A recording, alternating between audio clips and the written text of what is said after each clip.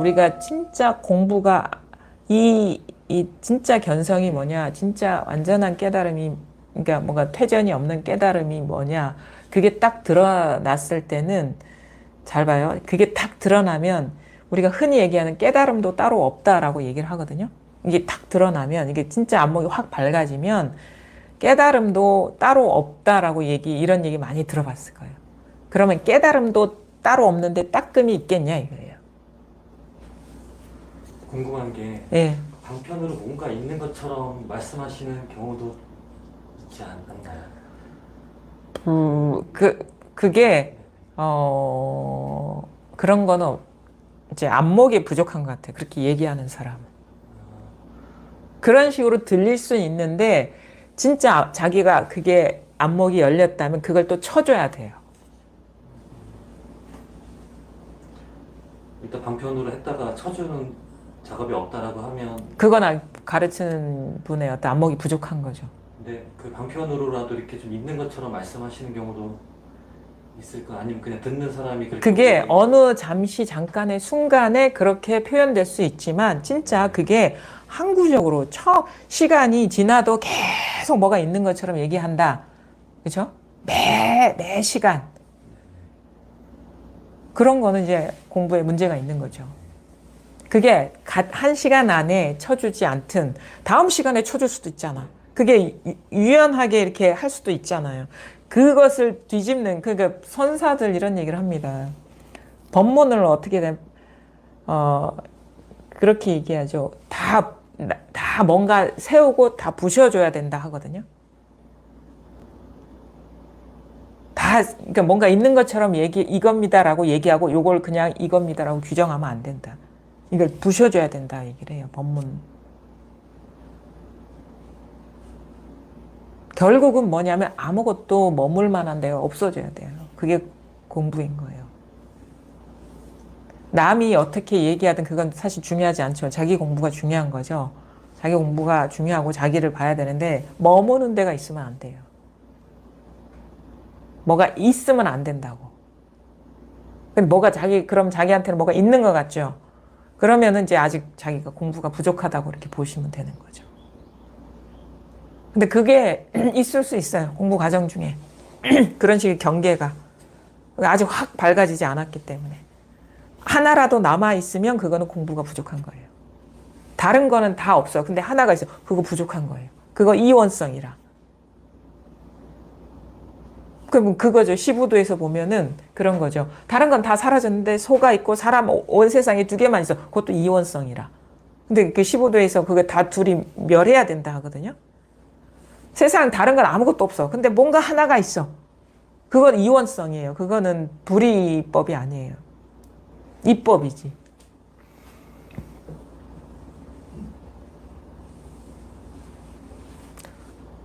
아니 그렇지 않나요? 그렇지 않나요? 그거 분별 아닌가요? 뭐 대상화 아닌가요? 뭐가 하나라도 있으면 그 대상화 아닌가요? 뭔가 마음에 염두에 두고 있는 게 있으면 그 대상 아닌가요? 그거는 스스로가 우리가 뭘 많이 알고 모르고를 떠나서 상식적인 선에서도 볼 수가 있는 거예요. 뭔가 있다. 뭔가 있다. 그러니까 사실 남을 볼 필요는 없어. 오로지 자기 깨달음밖에 없기 때문에, 자기 깨어남밖에 없기 때문에, 그럼 내 스스로가 뭔가 따로 두고 있는 게 있다. 그러면 그거는 대상화 아니냐 이거예요. 잡고 있는 게 아니냐 이거예요. 머물러 있는 게 아니냐 이거예요. 머물 곳이 있는 게 아니냐 이거예요. 그 이원성이 부서지는 게 그게 어렵지, 그게 가장 어려운 것 같아요. 뭔가 잡고 있는 것에서 완전히 벗어나는 게 그게 가장 어려운 것 같아요. 다른 게 어려운 게 아니라. 그게 뭐가 됐든. 단지 그게 10개를 잡았든 1개를 잡았든 뭔가가 있으면 그거는 대상입니다. 이원성입니다. 법은 대상이 아니라고 얘기를 하거든요. 근데 대상이 아니라고 얘기하면서 따로 있다라고 얘기하는 건 이게 안 맞거든. 왜냐하면 뭐 따로 있으면 그건 자동적으로 대상인데 말만 대상이 아니라고 하는 거지. 그게 대상인 줄 모르는 거죠. 불법하고 안 맞아요. 불법은 무주법, 무주라고 얘기했어요. 무주. 그다음 무유정법. 정해놓은 법이 없다.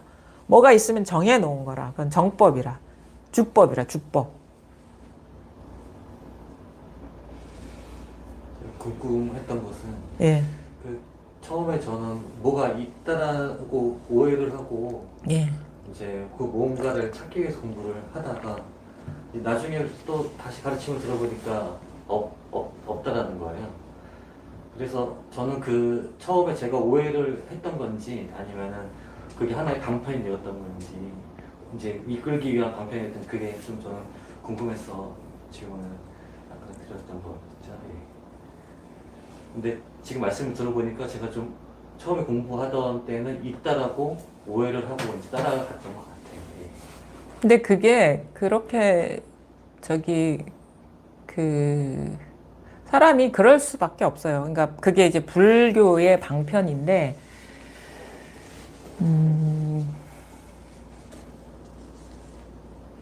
그런 얘기를 하죠. 처음에는 이 모든 현상은 무상하고 진리가 있다. 이런 식으로 이렇게 방편을 써요. 그럼 모든 것에서 놓여나고, 그 대상이 마치 하나로 귀결되는 듯한 내적인 변화가 오거든요. 그러니까 이게 방편이죠, 방편. 방편인데, 결국은 하나를 부시는 게 이 불교인 거예요. 그러니까 징검다리 역할을 할 수는 있죠. 자기 공부 과정 중에. 그럴 수밖에 없는 게, 왜냐면 우리는 너무 대상화에 오염돼 있고 따로 존재한다는 그게 강해요. 그래서 하나의 섬 노릇을 하는 거야, 섬. 그게 하나의 섬과 같은 역할을 해요. 다른 건 다 떠나보내고 요 하나에 의지하는데 나중에 이 의지하는 것조차도 사라져야 돼요. 그게 이제 그래서 이게 근데 공부가 이제 어중간하면 뭔가에 의지하고 있어요. 그게 아직 도중에 있는 일이라 확 밝아진 게 아니라. 근데 그런 식으로 내적인 어떤 경계가 이게 변화되는 것 같아요. 그러니까 예를 들어가지고 저도 사실 그 얘기를 제 공부 여정 이렇게 들어보시면 그런 얘기를 하잖아요. 처음에는 이게 딱 드러나도 현상이 막 차별성이 따로 있는 것 같더라. 현상이 좋은 거 따로 있고 나쁜 거 따로 있는 것 같더라. 근데 어느 순간 좋고 나쁜 게 나의 기준이었구나. 나를 중심으로 두었던 기준이었구나라고 딱 깨달아지는 순간이 와요. 그래서 현상의 차별성이 다 사라지는 거야. 다 하나로. 근데 그래서 어떤 일이 일어나고 일어나지 않고는 중요하지 않은 듯한 느낌이 있어요. 그냥 여기에서 일어난 현상일 뿐이야. 의미 부여를 안 하게 돼. 그래서 좋아도 흥, 나빠도 흥 같은 이런 식의 뭔가 그 반응성이 약한 뭔가 현상의 분별이 모호한 상태로 이렇게 살아가는 때가 있거든요. 근데 이 자리가 따로 있는 거. 이것과 현상이 따로 있는 듯한 이원성이 남아 있는 거예요. 근데 여기에서 모든 것을 비추고 있다라는 그것도 분별이었구나라는 걸 깨달아야 돼. 그래서 뭐 어떻게 되냐면 이것이 사라져 버려야 돼. 이것도 분별이라는 게 깨달아져야 돼. 그래서 근데 이런 식의 이원성의 과정이 공부 과정 중에 일어나더란 말이에요. 근데 마음이 사라져야 된다 이런 표현을 하거든요. 그러면 뭐냐면 텅 빈 현상만 있어요. 그 현상이 공인 것이지 공이 따로 있는 게 아니구나라는 걸 깨닫게 되는 거예요. 그래서 그게 이제 참 이 방편이 절묘하다라는 게 뭐냐면 현상의 집착에서 깨어나게 하기 위해서 이런 방편을 쓴 거예요. 그래서 나중에 따로 두고 있던 그것을 딱 부셔버리면 어떻게 되냐 청정한 현상만 있어. 그게 색직시공 공직시생이에요. 이 말이 무슨 말인지 이해가 받아들이기가 쉽지 않은데 이게 그러니까 불교만 방편의 말이라는 걸 합니다. 제가 보기엔 그런 것 같아. 왜냐하면 방편의 말이라는 건 그 말도 부정하는 말이거든요. 결국엔 운명이 방편의 말은 결국 나중에는 그냥 사라져야 될 말이라는 뜻이에요. 근데 언어적으로 규정하는 어떤 대상이 있는 것처럼 얘기하면 그거는 방편의 말이 아니에요.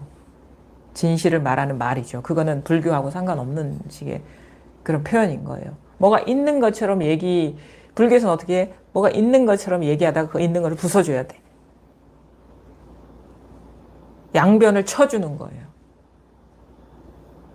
있는 것도 망상이고 없는 것도 망상이에요.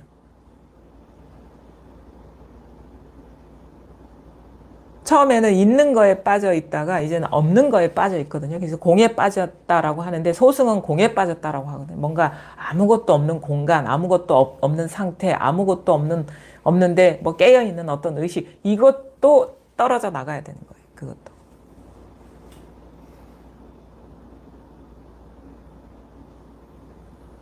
이게 이 말 알아듣기 어려워요, 사실은. 뭐가 있는 것처럼 얘기하면은 쉽게 다가와요. 그래서 여기에 익숙해지다 보면 어떻게 돼요? 여기에 익숙해지면 이것만 있고 현상은 실체가 없구나라는 거 알아지거든요. 이거 쳐줘야 돼요. 그 징검다리 역할을 하는 거예요. 그거는 말하자면 진짜 공부를 해보면 징검다리 역할을 하는 거예요. 여기에 익숙해지라 하는 거는 뭐냐, 분별에 사로잡히는 어떤 그런 습관에서 이렇게 벗어나라 이 말이거든요. 중요한 건 뭔지 아세요? 불교에서 중요한 건 분별에 익숙한 습관의 조복이라. 이 사실에 눈 떠가지고 이게 따로 있으면 이것도 분별이에요. 그러니까 결국은 공부는 뭐냐면 항복기심, 분별심을 항복시키는 겁니다. 분별심의 항복이에요.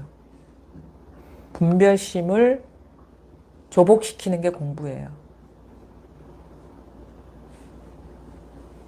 뭐 이게 따로 있으면 분별심 아닌가요? 이게 있으면 대상으로 따로 있으면 분별심 아닌가요?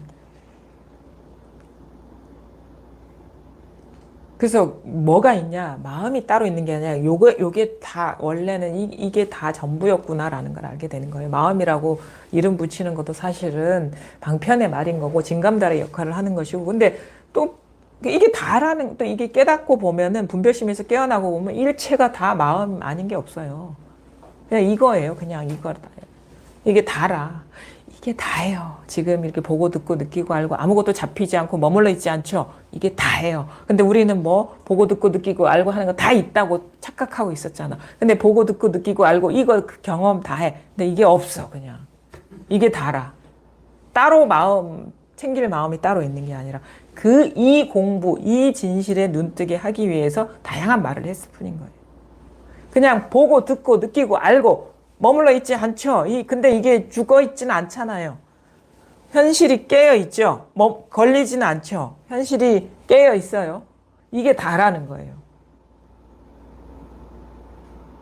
따로 있는 게, 그러니까 결국은 공부가 이제 진짜 안목이 밝아지려면 따로 뭔가 있는 것처럼 생각하는, 있는 것 같은 그 마음이 딱 사라져야 돼요.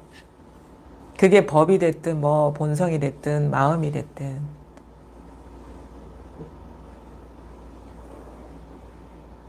그래서 진짜 세울 수는 있어요. 그 방편이라. 뭘 세워? 법을 세우는 거야. 마음을 세우는 거야. 딴 걸 세우는 게 아니라. 우리가 세속에 묶여있던 그거는 허망하고 진리가 있다, 마음이 있다, 세울 수 있어요. 그거는 기술이지. 일종의 트릭이에요. 트릭이라 그러면 공부 안 할 것 같은데. 근데 반드시 그 트랩에 걸려야 돼. 들어와야 돼요. 그게 자기 마음을 조복시키는 가장 뛰어난 방법인 거예요. 그거에 들어와야 돼. 근데 덜 깨어났다라는 걸 알게 되는 거예요. 나중에. 그러니까 그 과정이 필요하다고 봅니다. 근데 덜 깨어났어. 뭔가 미세한 망념이 남아 있어서 그게 떨어져 나가는 거예요. 그럼 뭐냐면 그게 따로 있는 게 아니라 현실이 그게 되는 거예요. 현실과 따로 분리된 이게 아니라 그냥 이 현실과 하나인 이게 되는 거예요. 그러니까 마음이 따로 있는 그 느낌이 사라져야 된다는 거예요. 마음이 따로 있다라는 그 느낌이 사라져서 마음이 다 드러나야 돼. 현실에 다 드러나야 되는 거야. 따로 숨어 있는 게 아니라 드러나야 되는 거예요. 그게 맞다. 마음이 따로 있는 그 틈이 사라져 버려서 마음이 다 드러나요. 세상 천지에 다 드러나야 돼. 그래서 뭐를 보느냐, 경계를 보는 게 아니라 마음을 보는 거야. 일상이 마음을 보는 거고 마음을 경험하는 거고 이걸 떠난 게 없어져야 돼. 다 드러나야 돼. 이게 다 드러나야 돼.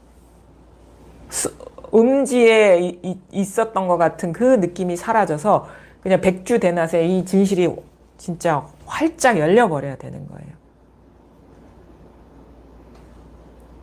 숨어 있으면은 그거는 입법이죠. 숨어 있지 않고 그냥 다 드러나야 돼요. 다. 그래서 뭐 죽비가 부처님이고 컵이 부처님이고 뭐 이 책이 부처님이고 그냥 지금 말하는 게 부처님이고 그냥 생각하는 게 부처님 이게 다 드러나야 돼요. 숨은 마음이나 부처가 따로 있는 게 아니라 그게 불이법이죠. 색이 공인 그것이 불이법인 거죠.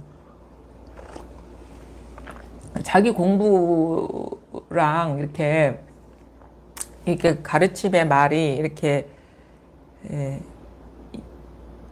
하나가 안 될 때가 있거든요. 그게 납득이 안 된다 해야 되나? 그러니까 뭐 만약에 이걸 챙기고 따로 있다면 챙기는 게 따로 있다면 스스로 어느 순간 이제 불편해지는 거예요. 이게 이 현실을 비추고 있는 이게 있다라고 보면은 불교에서 말하는 불이법이 아닌 것 같은 거예요. 자기 공부가. 그러면 이제 그게 공부가 부족하다고 봐야 돼. 그게. 그냥 불이법이라는 건 지금 현실이 마음이라는 얘기거든. 다 드러났다는 얘기거든요. 현상과 벌어진 마음이 있는 게 아니라 이게 다라는 거예요. 이게 다예요. 그러니까 마음이 뭐냐? 우리 거사님이 마음이고 우리 보살님이 마음이고 의자가 마음이고 지금 컵이 마음이고 종이 마음이고 그 두두물물이 부처다라는 말이 그 말인 거예요. 부처가 숨어서 두두물물을 비추고 있는 게 아니라 두두물물이 부처다라는 그 말들이 불이법을 말하는 거거든요. 그게 이제 와닿아야 돼요.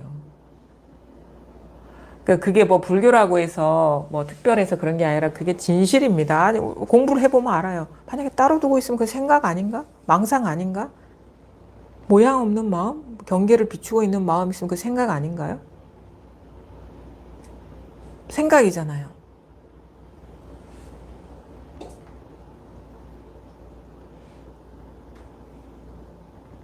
그러니까 색을 떠나서 마음을 보는 게 아니라 색에서 마음을 봐야 된다.